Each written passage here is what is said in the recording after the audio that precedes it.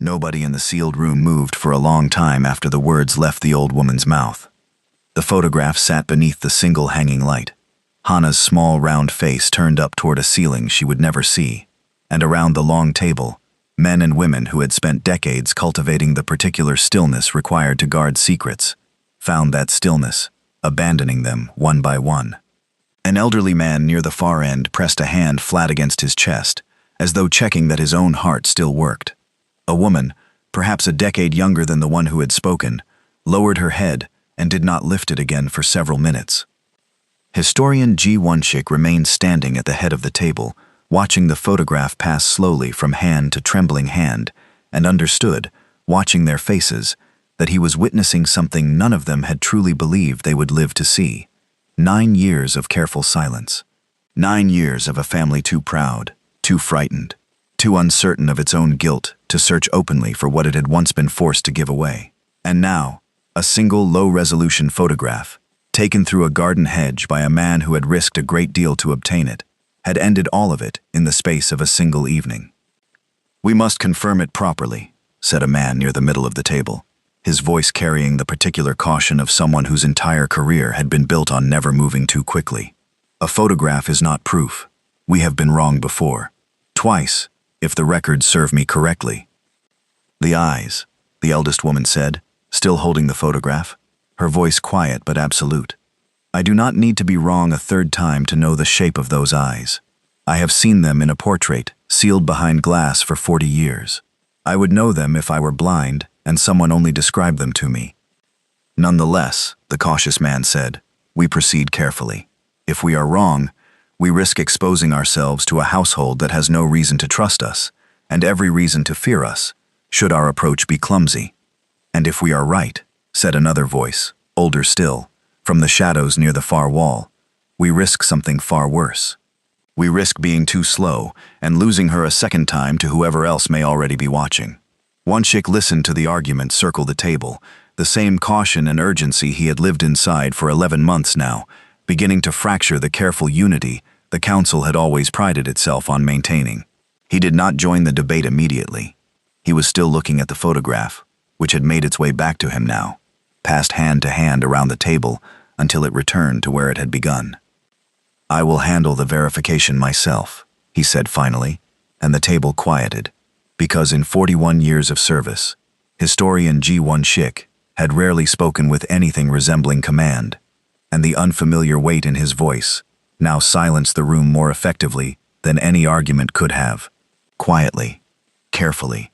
I will not approach the household directly until I am certain beyond any reasonable doubt, and I will not allow anyone at this table to move faster than that certainty permits.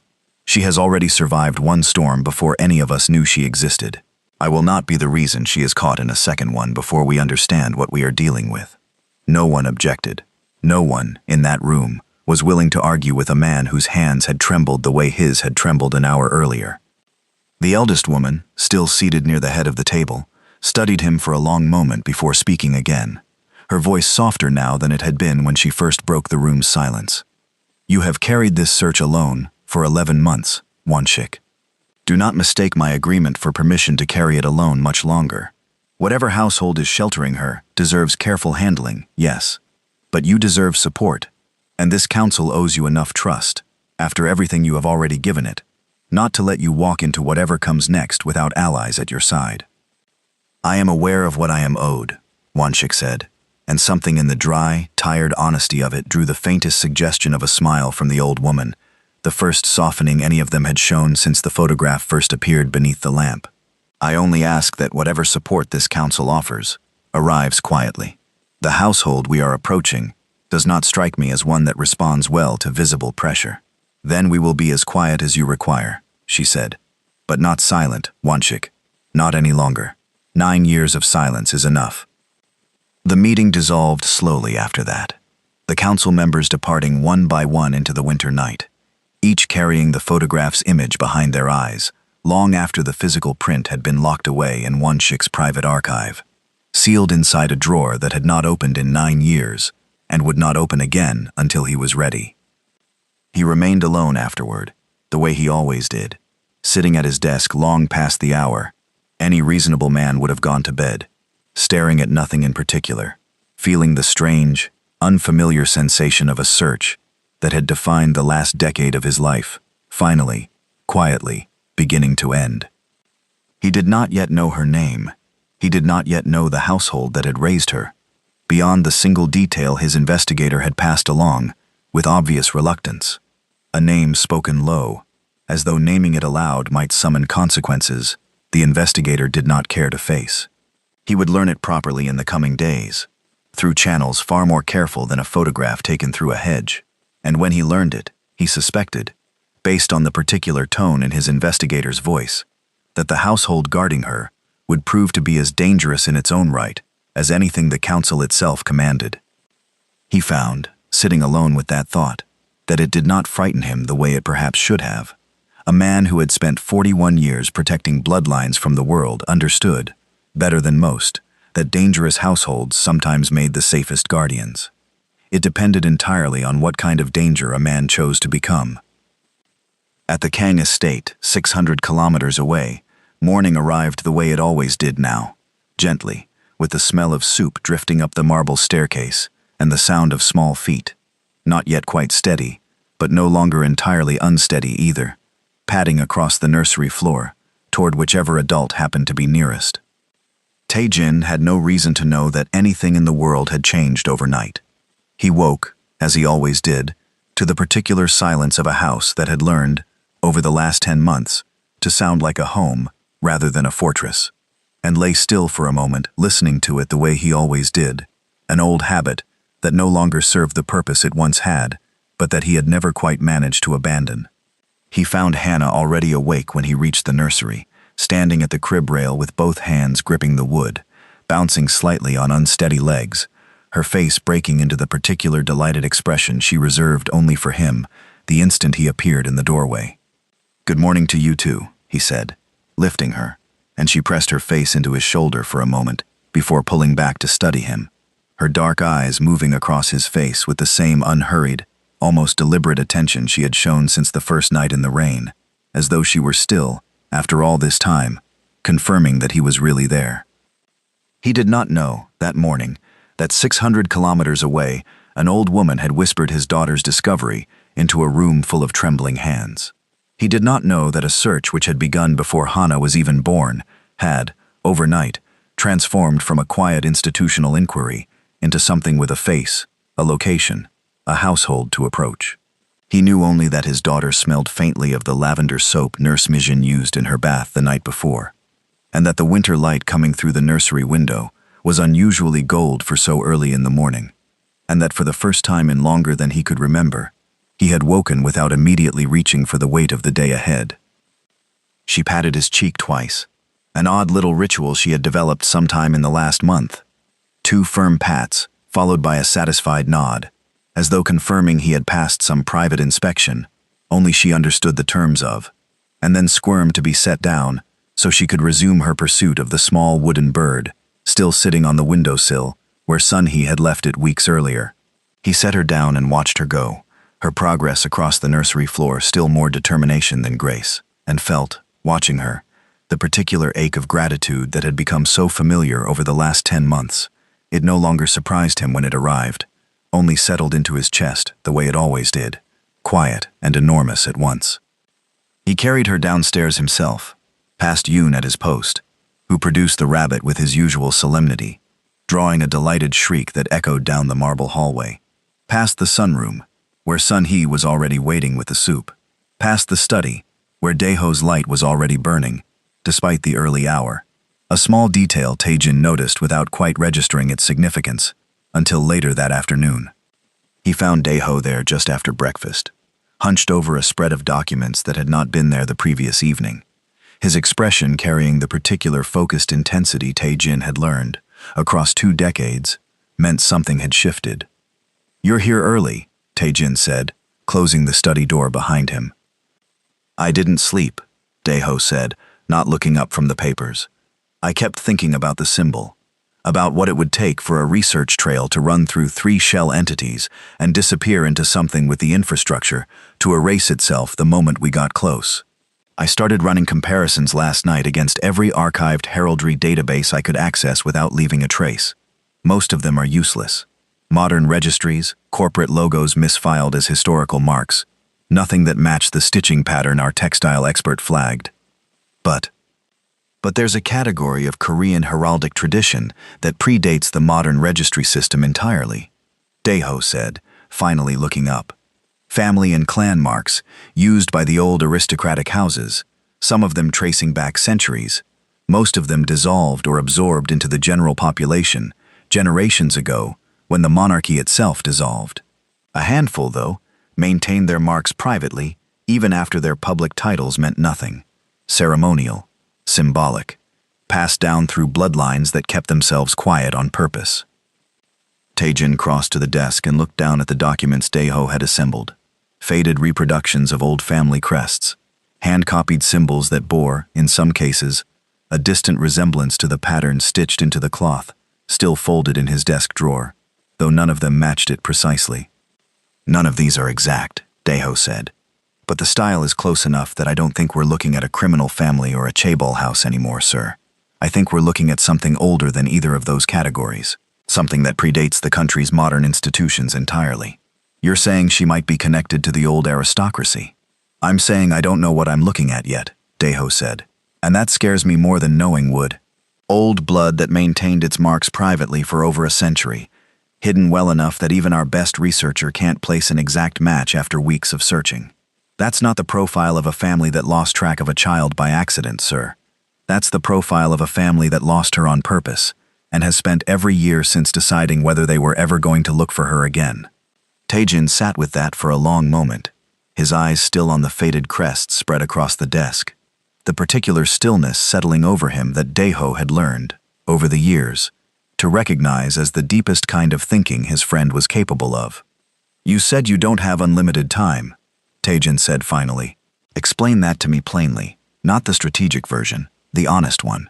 Daeho was quiet for a moment, choosing his words with unusual care. The honest version is that whoever is searching for her has already shown patience. Most people don't possess, sir. Months of careful, layered searching, never once triggering a mistake we could exploit. That kind of patience only exists in people who believe they have time to spare, or people disciplined enough to hide their urgency even when it exists. I don't know which we're dealing with. What I do know is that patience, once it finds what it's looking for, has a way of running out very quickly.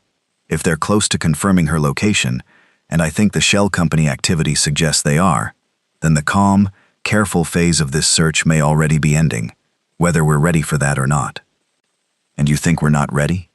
I think we're readier than we were a year ago, Daeho said. I think you're a different man than the one who carried her in from the rain, sir.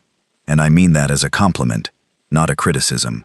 But I don't think either of us has faced an adversary quite like this before. Every enemy you've ever fought understood the rules of your world. This one may not care about those rules at all. Keep going, Taejin said finally. But Daeho, if you find them before they find us, I don't want a confrontation. I want information. I want to understand what we're facing before either side has to decide anything.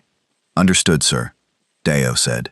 Though I should tell you, I don't think we have unlimited time to gather that information quietly. Whatever's searching for her moved fast enough to trace 3 shell companies deep within weeks of her arrival. If they're patient enough to search for months without exposing themselves, they're also patient enough to eventually make a mistake we can catch.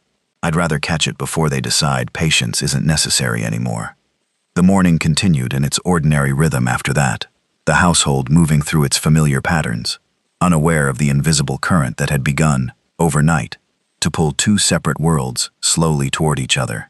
Taejin took a call from Minister Baek's office, finally agreeing to finalize the security contract Daeho had reminded him about weeks earlier. His attention only partially present through the negotiation, some part of him still turning over the faded crests spread across his desk. Sunhee spent the late morning in the garden with Hana, feeding the sparrows despite the cold, a ritual that had become, over the winter, less about the birds and more about the particular peace the two of them found together in the quiet. It was during that ordinary afternoon that the first small sign arrived, so subtle that Taejin nearly missed its significance entirely. He had taken Hana with him to the West Wing library after her nap, a room he rarely used for anything beyond the occasional formal meeting, its shelves lined with books that had belonged to 3 generations of Kang men before him, most of them unread in decades. Dust motes hung suspended in the pale afternoon light, slanting through the tall windows, and the room carried the particular smell every old library seemed to carry, regardless of country or culture: dry paper and aging leather, and something faintly like the passage of time itself. Hannah, newly capable of a wobbling, determined crawl toward anything that interested her, made straight for a low shelf near the fireplace, pulling herself upright against it and reaching for a slim, leather-bound volume tucked between 2 considerably larger histories. "Careful," Tae-jin said, moving to intercept her before the book could fall, but she had already worked it free, and it slipped from the shelf and landed open on the rug between them, its brittle pages falling apart at a section marked with a faded silk ribbon that had clearly not been disturbed in decades. He picked it up, expecting nothing more than an old genealogical record, the kind of dusty family history every noble Korean household kept somewhere in its libraries, and found instead, on the page the ribbon had marked, a hand-drawn illustration of an old ceremonial court, robed figures arranged in formal procession beneath a banner bearing a symbol he recognized instantly, the same intricate pattern stitched into the border of the cloth Hannah had been wrapped in the night he found her. He went very still.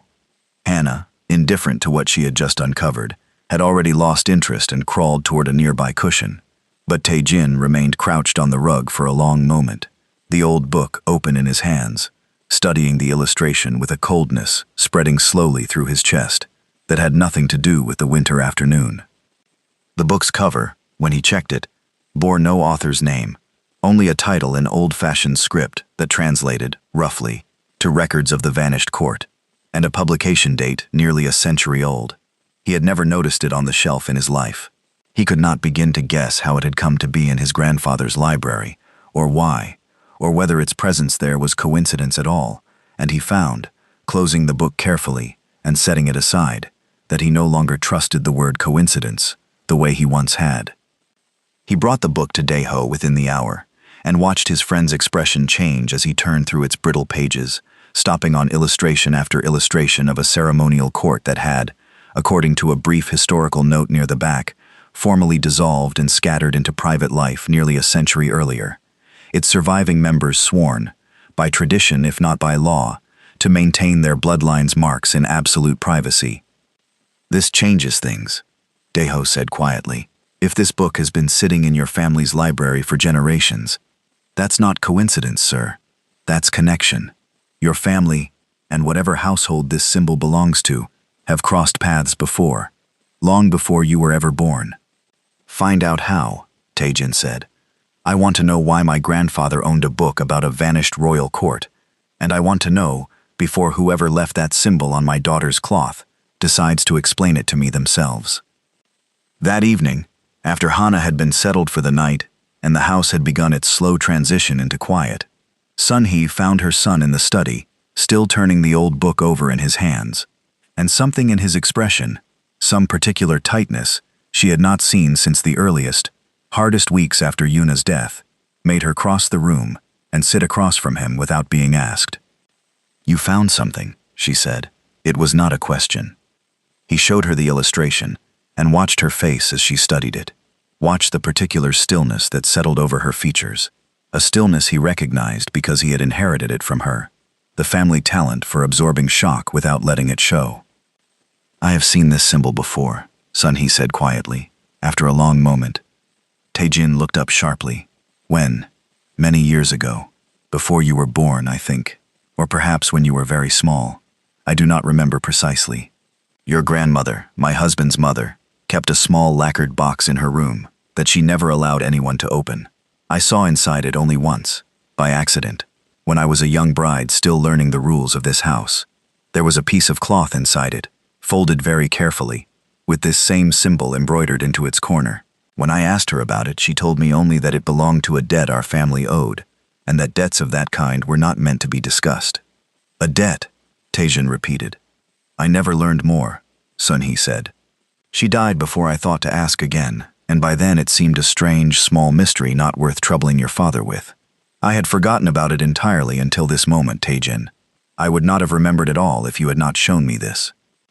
They sat together in silence for a long moment, the old book open between them on the desk, the fire in the study grate burning low, and Taijin felt, for the first time since the rainy night, 11 months earlier when he had lifted a dying infant out of a roadside shrine, the particular vertigo of understanding that the story he thought he had been living was only a small visible piece of something enormously larger, something that had been moving in the shadows of his own family history for generations before he was ever born.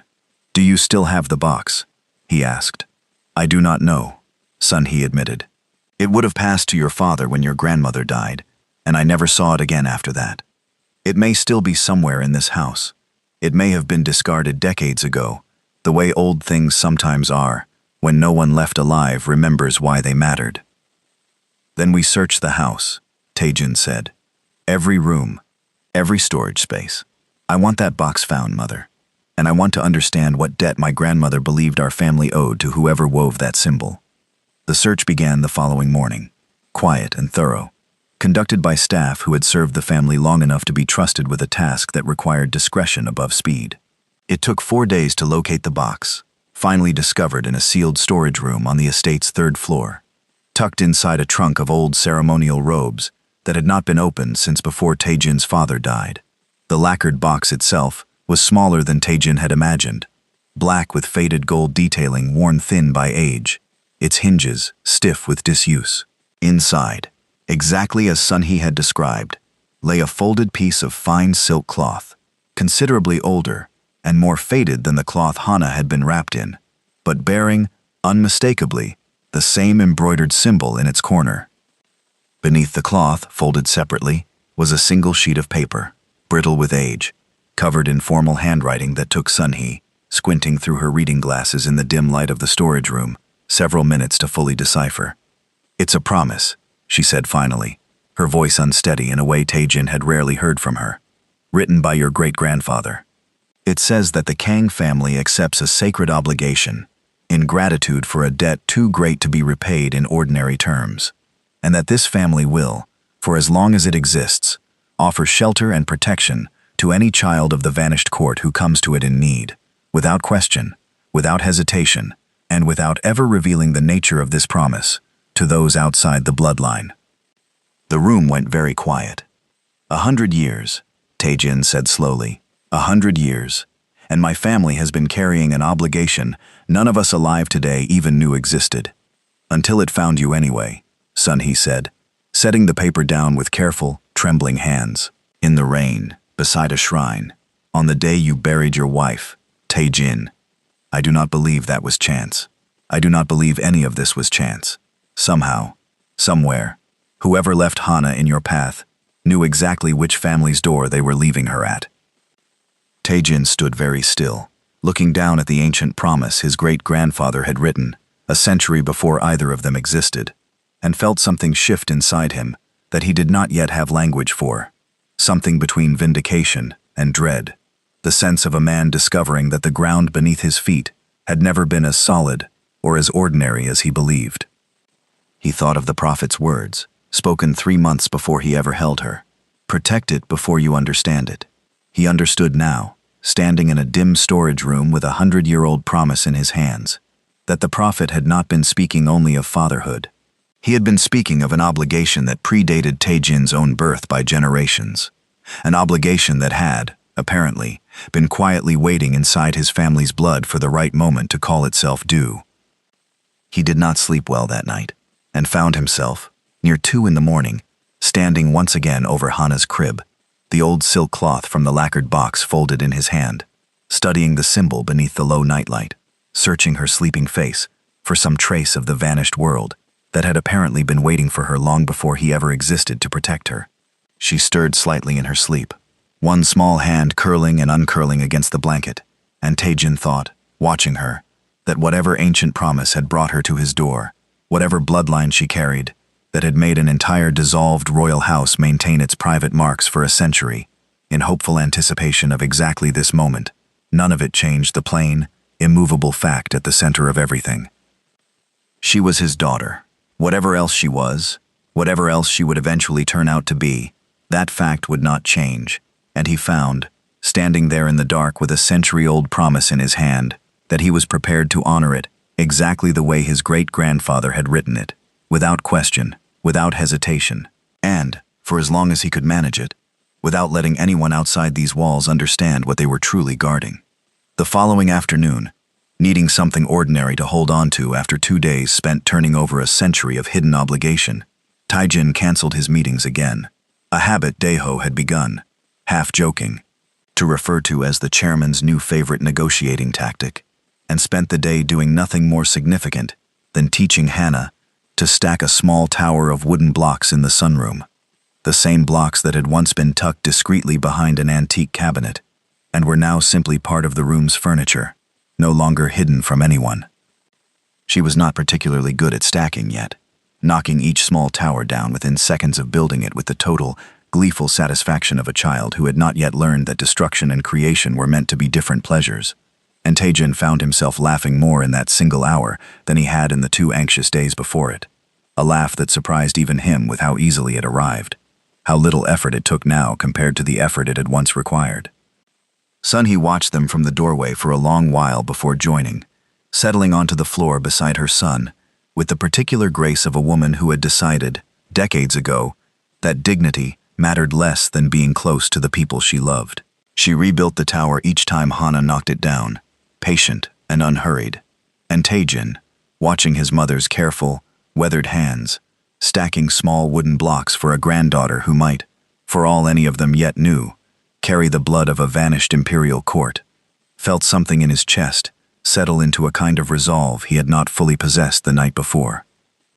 Whatever came next, whoever eventually knocked at the gate claiming a century-old obligation of their own, this was what he intended to protect, not a bloodline, not a promise written by a man dead for decades. This, a sunlit room, his mother's laughter, a small girl gleefully destroying towers she had only just learned to build. Everything else, the House of Yoren, the vanished court, the century of silence, existed only in service of keeping this exact, ordinary, precious afternoon safe for as many years as he could manage. Daeho's investigation accelerated in the days that followed, no longer searching blindly for a match to an unfamiliar symbol, but hunting now, with the specific, focused purpose of a man who finally understood the shape of what he was looking for. He traced the vanished court mentioned in the old library book through public historical records first, finding little beyond vague academic references to a minor branch of the old aristocracy that had quietly dissolved into private life nearly a century earlier, its official lands and titles absorbed by the state, its surviving members scattering into ordinary anonymity so thoroughly that most modern historians considered the bloodline extinct in any meaningful sense. He did not believe that for a moment. A century-old promise did not survive in his own family's blood by accident, sealed away in a box no one had opened in decades, and he suspected the same was true on the other side of whatever quiet arrangement had once existed between the Kang family and the household that had left Hana in the rain. He found his way, eventually, to an elderly antiques dealer in the old quarter of the city, a man named Cho, who had spent 40 years authenticating rare historical objects for private collectors and museums alike, and who had, according to a contact of Daeho's, a reputation for recognizing obscure heraldic marks that even academic historians struggled to place.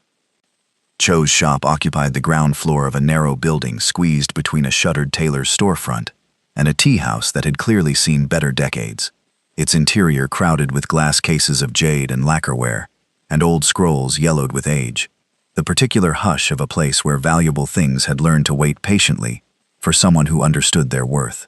Cho himself moved through this clutter with the unhurried precision of a man who had spent so long among old objects that he had begun to resemble one, small and neat and carefully preserved.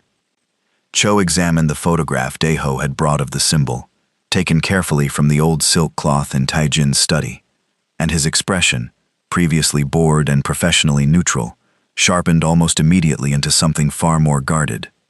"Where did you get this?" Cho said, setting the photograph down as though it had grown suddenly hot in his hands. "That's not important," Daeho said. "I need to know what it means, what family it belonged to." "It's not important," Cho repeated, with the particular flatness of a man who had decided, in the space of a single glance, that the conversation had already become more dangerous than his fee justified. "I think you should leave, sir. I think you should take your photograph and leave. And I think you should forget you ever showed it to me." "I'm prepared to pay generously for information," Deho said.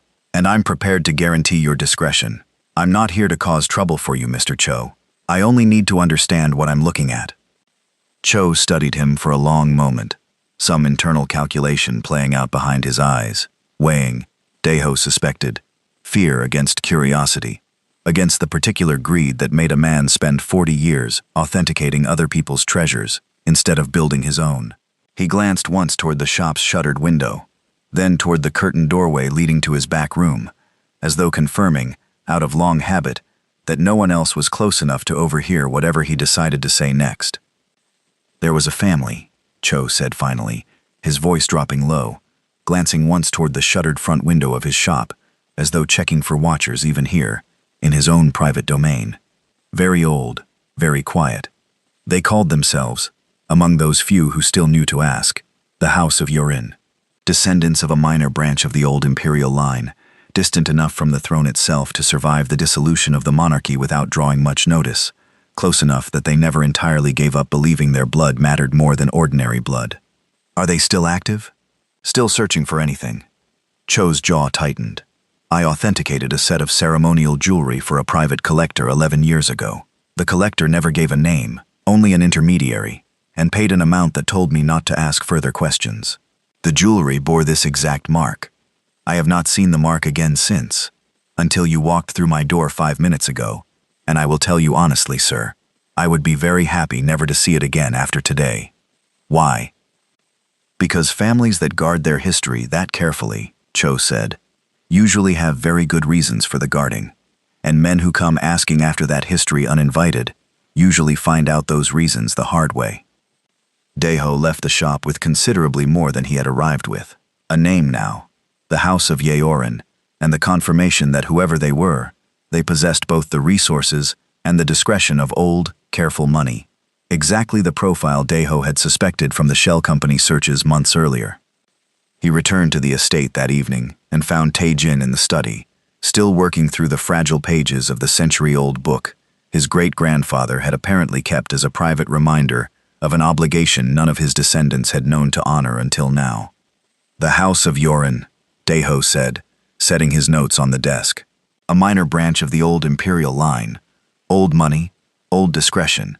Exactly the kind of institutional patience Suk-jin warned us about months ago." Tae-jin absorbed the name in silence, turning it over the way he turned over everything now, weighing its weight against everything he had already learned. "Do we know where to find them?" "Not yet," Deho admitted, "but I have a name now, sir, and a name is something I know how to work with. Give me another week." He did not need a week. 3 days later, on a gray afternoon that carried the particular stillness of a storm not yet arrived, Yoon intercepted a man attempting to photograph the estate's front gate from a parked car half a block down the street, a car that had, according to the perimeter logs, appeared and vanished at irregular intervals over the previous 2 weeks, without ever triggering the formal alert threshold Deho had calibrated, to avoid false alarms from ordinary neighborhood traffic. The man surrendered without resistance the moment Yoon and a second guard approached, offering no explanation beyond a calm, almost rehearsed apology, claiming to be a freelance photographer researching notable Seoul properties for an architectural publication that, Deho confirmed within the hour, did not exist under the name the man provided. They held him only briefly, long enough to photograph his identification and vehicle before releasing him, Tae-jin's explicit instruction, given the uncertain nature of whoever they were now dealing with, being caution rather than confrontation.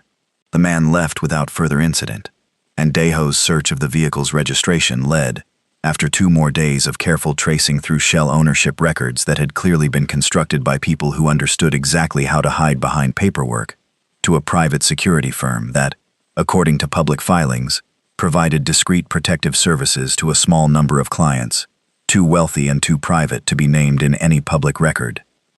He wasn't a threat, Deho reported to Tae-jin that evening, or not the kind we're used to identifying anyway. I think he was confirming what the shell company searches already suspected, confirming that she's here.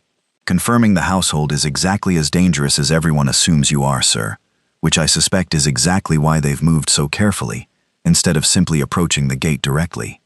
They're afraid of me, Taejin said, and there was no satisfaction in his voice when he said it, only a kind of tired recognition.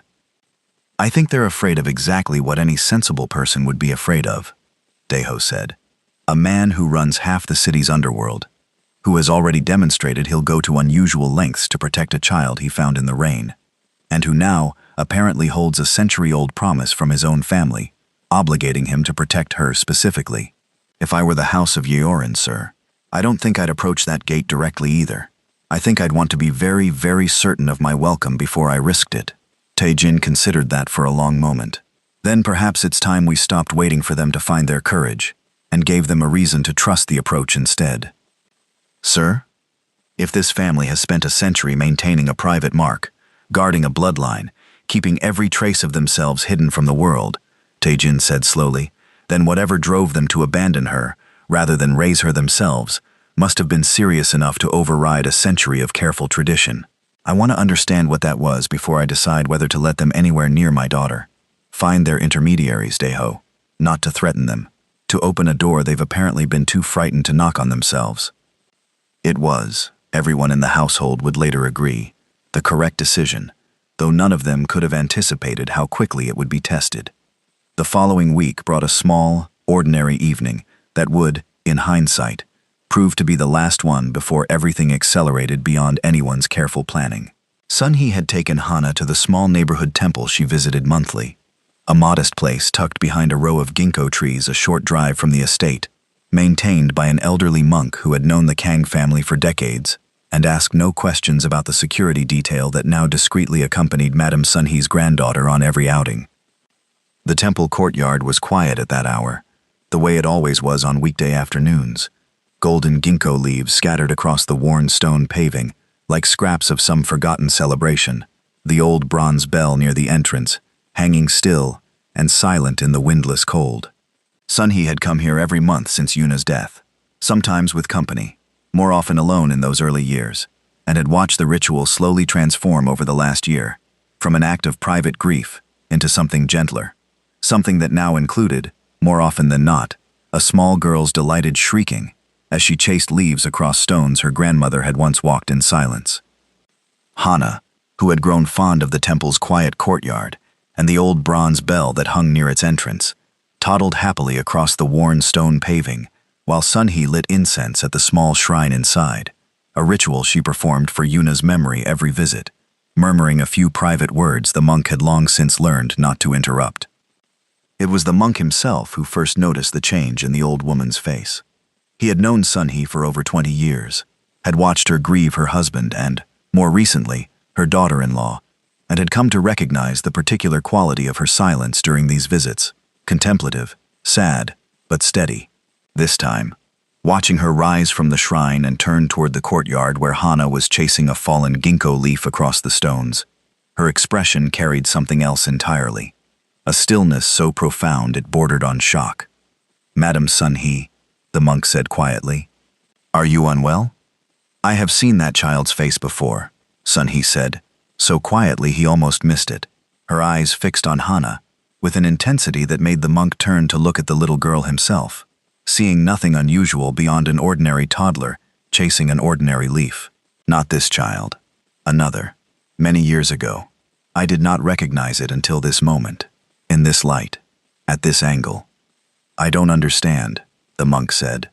Sunhee did not explain further. Not to him. Not that evening.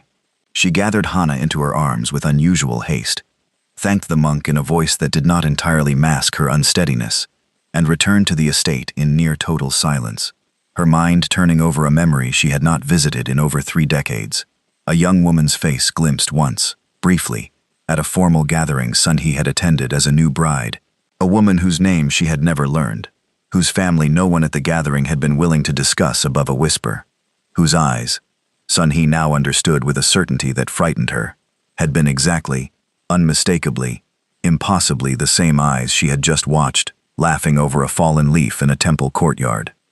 She remembered more of that evening now than she had allowed herself to remember in years, sitting silent in the back of the car, while Hana dozed against her shoulder, the memory unfolding with the strange clarity that only decades-old memories sometimes possessed, sharper somehow than the events of the previous week.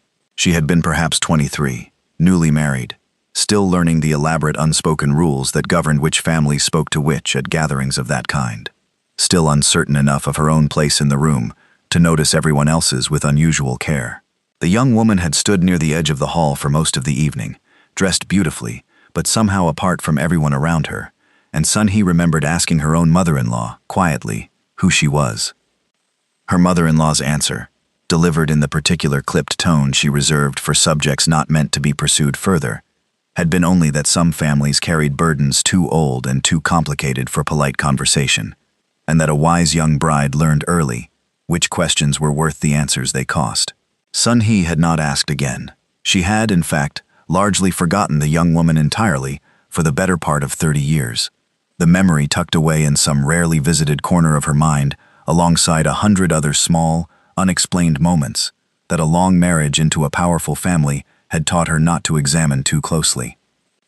She understood now, with a clarity that felt almost physically painful, exactly why that memory had chosen tonight to resurface.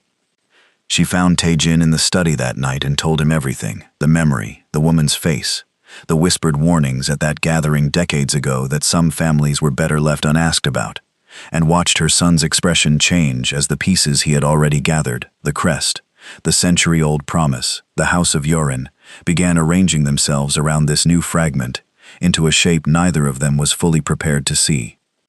"You think Hana resembles someone specific," Tae-jin said slowly. "Not simply the bloodline in general, a specific person you actually met." "I think," Sun-hee said, her voice unsteady in a way he had rarely heard from her, "that whoever that young woman was, at that gathering 30 years ago, she may be the reason any of this is happening at all. I think, Tae-jin, that we have been searching for the wrong generation." Neither of them slept that night. Daeho was summoned before dawn, and by the time the winter sun rose fully over the estate, a new thread had opened in the investigation, one that reached backward rather than forward, searching now not only for the House of Yorin as an institution, but for a single young woman, unnamed, unremembered by nearly everyone, except an old woman's 30-year-old memory of a single formal gathering, a woman who might, if Sun-hee's instinct proved correct, turn out to be the missing link between a 100-year-old promise and the infant abandoned in the rain.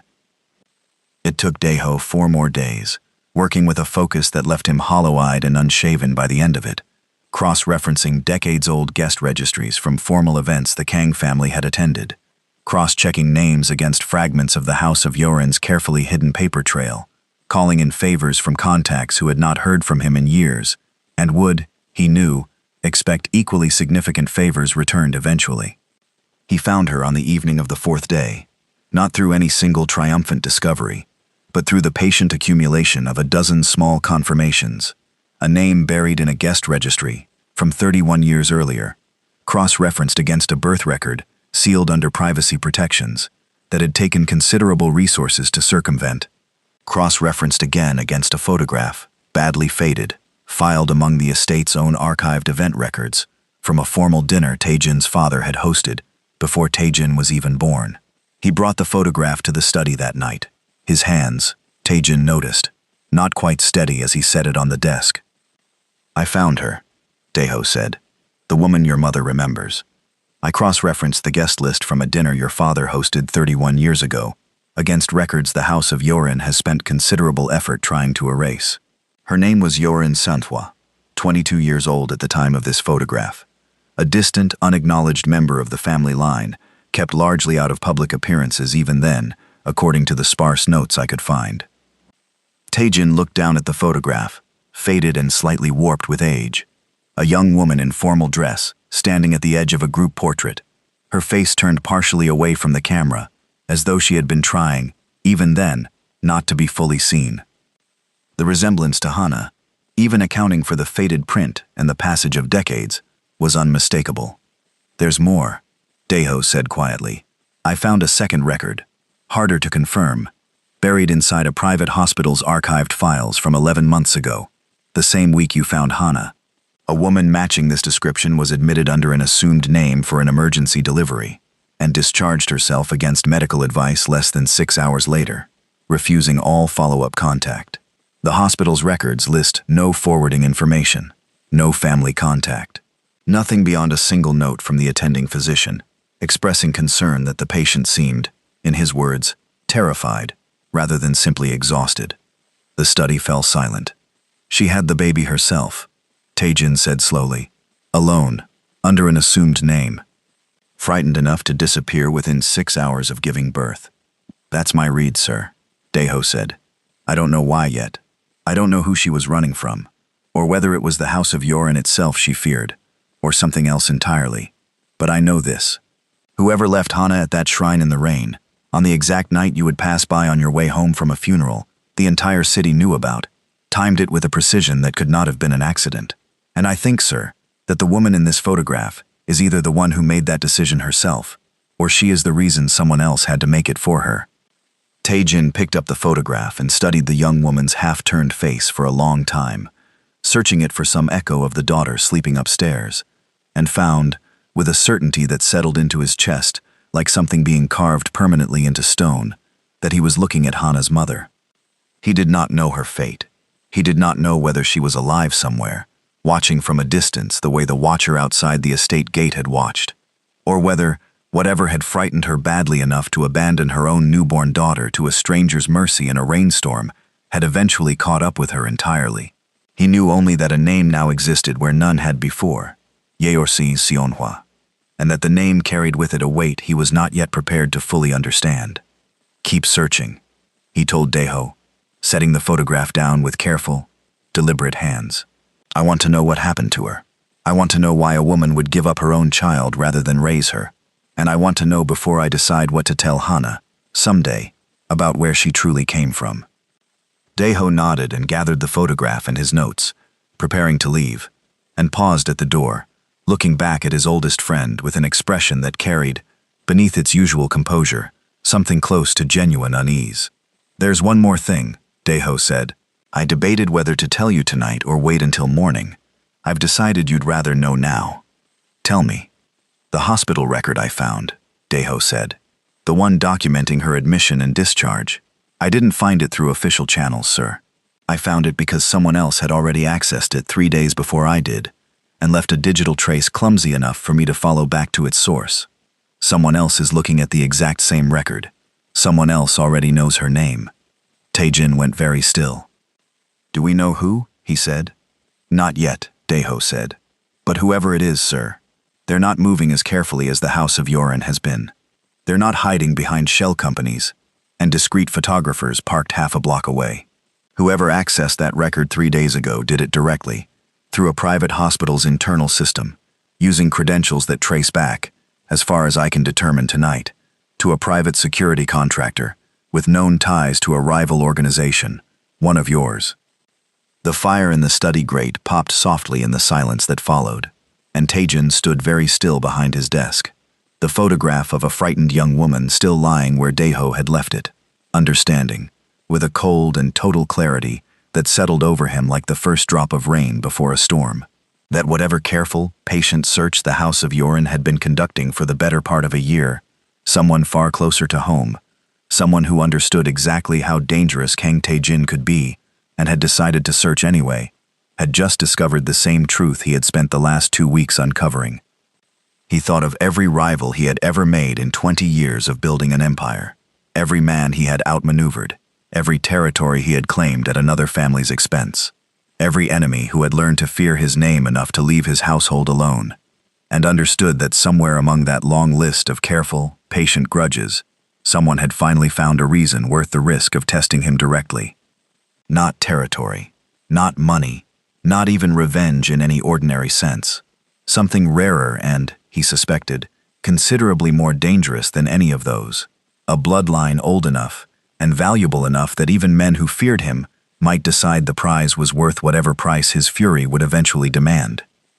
He thought, too, of the sunlit afternoon, only days earlier, his mother's hands rebuilding a small tower of wooden blocks, Hana's delighted laughter as she knocked it down again and again, an ordinary hour he had promised himself, in the quiet of his own mind, that he would protect above every other obligation this new knowledge had placed on him. He understood now, standing in the firelit study with a stranger's digital fingerprints leading back to a name he did not yet know, that the promise would cost him more than he had allowed himself to imagine only a week earlier. A century-old obligation was one thing to honor. A living enemy, already circling, already reaching for the same truth he had only just uncovered himself, was another thing entirely, and he found that some old, familiar part of himself, the part that had built an empire out of nothing but discipline and controlled violence, was already beginning to stir awake in a way it had not needed to in the 10 quiet months since Hana's arrival. Whoever they were, he thought, they had made a mistake in believing patience alone would keep them safe from him. He had spent 20 years teaching men exactly how costly that mistake could become. Somewhere in Seoul's underworld, an enemy who knew his name, his reputation, and now, apparently, the existence of a bloodline worth more than any territory he had ever fought to control, had already begun looking at his daughter and seeing, not a child in need of protection, but a prize.